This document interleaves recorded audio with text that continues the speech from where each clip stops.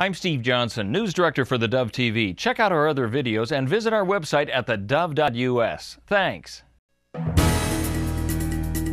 Good morning, it's the top of the hour. I'm Steve Johnson with this reminder that you can get our iPhone, iPad, and Android app and then watch the Dove News on demand on your mobile app and on the Dove Roku channel as well.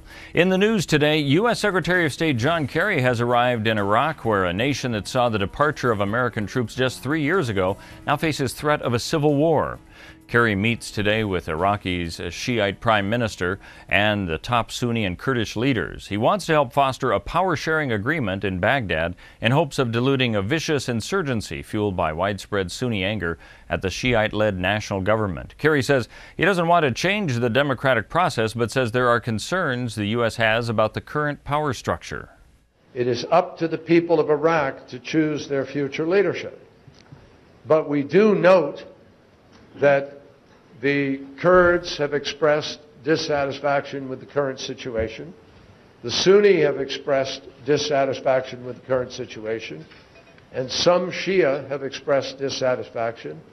Now, U.S. officials say that Kerry is not expected to urge Prime Minister Nouri al-Maliki to resign, despite calls for a new Iraqi leader to heal sectarian wounds. Instead, he will urge al-Maliki and other leaders to build a government more inclusive of minority Sunnis and Kurds. Afghanistan's top electoral officer is stepping down. It's a move aimed at resolving a political crisis over allegations of massive fraud in a runoff presidential vote earlier this month. One of the two candidates has said his campaign monitors had found ballot box stuffing and other irregularities. The crisis is threatening what Western officials had hoped would be a peaceful transfer of authority. Well, the Oregon Department of Forestry is putting together a radio-controlled helicopter to give firefighters a better look at what wildfires are up to in tight, smoky places. A conventional scout plane can't go. It'll be equipped with infrared and video cameras and a GPS locator. Should be ready to go around mid-July. It's just 5 feet long. The helicopter is not big enough to take over the tasks, though, normally done by manned aircraft.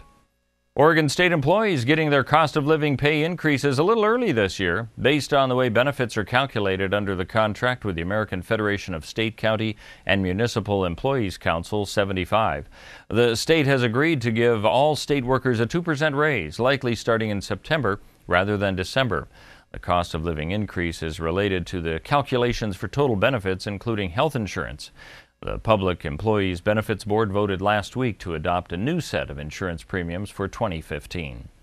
Let's take a look now at what we can expect on the weather scene as we start off this new week. For Northern California, mostly sunny today with a warm 89 degrees, cooling down to 84 tomorrow, down to 77 by Wednesday. As we look into the Klamath Basin, 85 today, also cooling down to 79. Could get down to 72 on Wednesday with about a 10% chance of rain, maybe even 69 by Thursday. As we head over to the Oregon coast, sunny skies for the next couple of days, a slight chance of rain today and tomorrow. High of 65 today, 66 tomorrow, 50% chance of rain, and 61 for Wednesday. As we head into the Central Oregon Bend area, 84 expected today, mostly sunny, 76 tomorrow. There's a chance of rain, and then it drops 10 degrees to only 66, the expected high for Wednesday. And looking into the Medford and Southern Oregon in general area, 89 degrees today, 85 tomorrow, and that dropping trend, of course, continuing. 10% chance of rain, 75 on Wednesday, 77 on Thursday. That's a look at news and weather. You're up to date with the latest right here on the Dove.